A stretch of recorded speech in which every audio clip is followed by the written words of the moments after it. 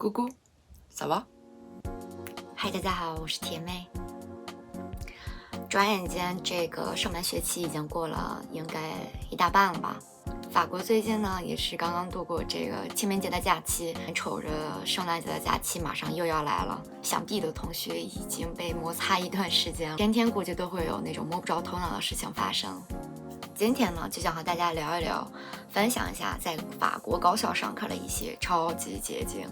虽然说是法国高校，但是对于现在正在学习一门新语言或者想要融入一个新文化的朋友们，都是很有帮助的哦。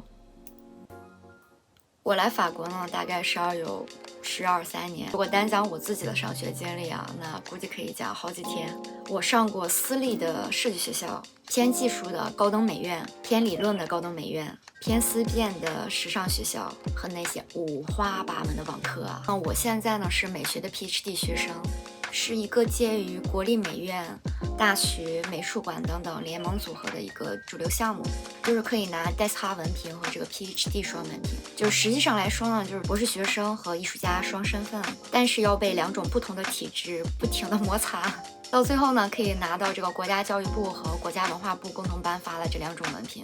这个大学呢和这个美院之间的区别呢，我会之后简单的给大家介绍一下。总之，一直是在不同的体制里面不停的翻滚。但上了这么多花样的学啊，当然每个学校它的这个侧重项啊、资源啊、什么背景啊，还有这个就业方向啊，它都是不一样的。可其中的这个基本脉络啊，大差不差。未来有机会的话，我可以根据在法国这10几年的打怪经验，多年在美院当入学评委，还有给在校生考核的这些角度，给大家好好的讲一下如何让老师相中你，而且优秀的在学校混下去。评论和弹幕告诉我哦。今天呢，我着重讲一下法国美院的这个经历。和国内教育体制很不一样的一点呢，法国美院啊，它是隶属于国家的文化部，是 Grande École， 俗称精英教育，享有独立的这个文凭种类的，和普通教育的这个综合大学一起属于欧洲的高等教育。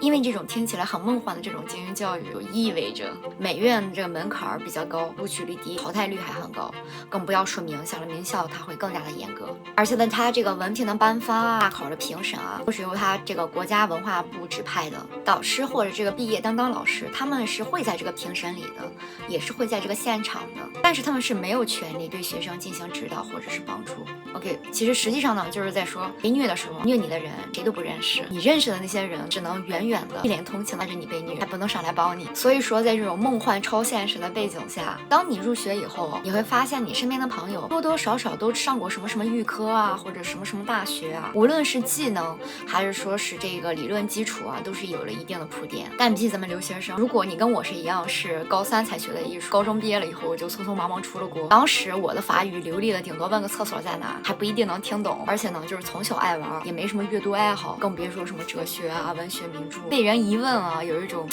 怎么给这个说知道又不怎么知道的那种无知感。那么重点来了，技能1，这里大家可能会觉得疑惑，难道我见你第一面，大家互相自我介绍不是很正常的事情吗？但是啊，我这里强调的是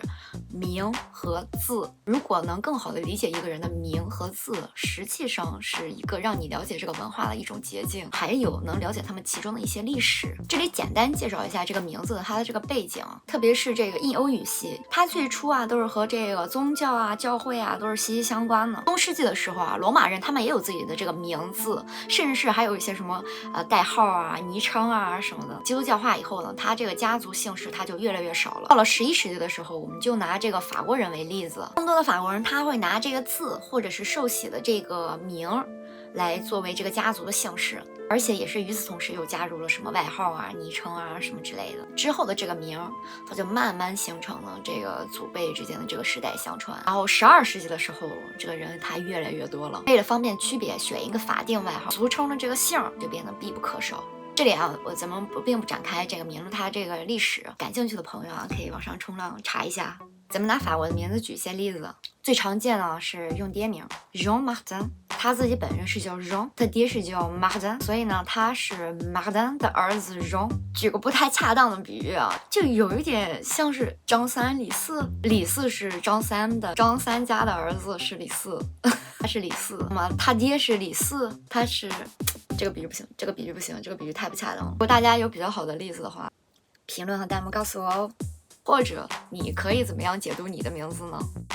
这个外号其实它和这个地理啊，还有这个生活环境也是有关系的。比如举步就是指住在桥边，举步啊就是指住在树边，好像是在日本也是山下啊、田边啊，又或者啊是和职业啊，或者是这个工作方式是有关系的。比如 boulanger 就是指过去是做面包的师傅，还有啊用什么外表啊、性格啊，或者是什么动物啊、比喻啊等等。其实有一种感觉是起网名的那种感觉。总之说这些啊，其实并不是鼓励大家去把人家这个家底儿翻个底调，而是用一些理解的方式，巧妙的记住对方的名字，顺带是可以学一些东西。其次呢，就是话题，拥有共同话题，这个是真的是可以帮助你坐着火车了解当地的文化。你想想啊，跟人家聊天的时候聊着聊，突然间来一句，哎，我知道你这个姓之前是什么什么什么什么的，巴拉巴拉巴拉讲一下他这个历史，然后对方一听，哎，你怎么还知道这个？你比我还懂。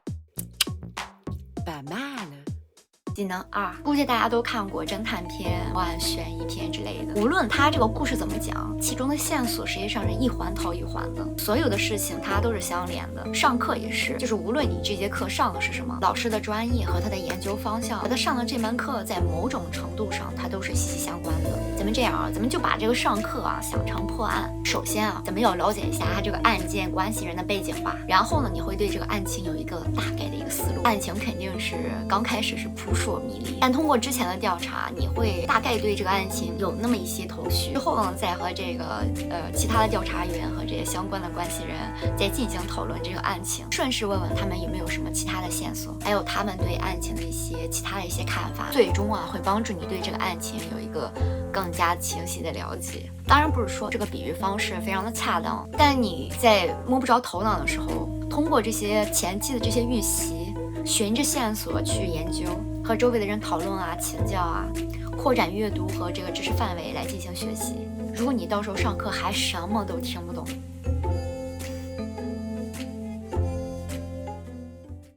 技能3，我个人感觉学一门语言啊，与其上来就学个什么10几万个单词、语法什么的倒背如流，不如啊先模仿好几个你用的习惯呢，别人还听着舒服的一些词句啊、表达方式啊。老师啊，它其实就是一个行走的专业术语手册，不光是指学校的，是所有那种进行个人分享、表达个人看法意志的一些人，观察他们是如何把词语啊、body language 啊、当下的环境啊是怎么样运用起来的，这样对你快速理解不只是一门新的语言，以及知识、技能等等都会有很大的帮助。而且当你在阐述个人观点的时候，你的用词啊什么的会更加的饱满生动，而且还能避了那些奇奇怪怪词的雷。这其实呢就跟刷剧学语言一样，每当你学完一个词语或者一种用法的时候，你可以试着给自己想象一个场景带进去，自己试图演一演。举个例子，《老友记》和《柯南》是我无论学什么语言都会重新刷的剧。你把它本身的这个原版熟记在心，再去看另一个语言版本的时候，总是会有一种哎，在每个文化里表达同一个语境的时候太不一样了。那么你要做的是什么呢？把你刚学的那些句子啊，找一节带进去。我呢，就是经常会把自己想成《老友记》的第7个人，然后学了啥知识呢，就跟里面所有的人都说一遍，聊聊天儿。Bom, je procrastine, je sais pas quoi écrire.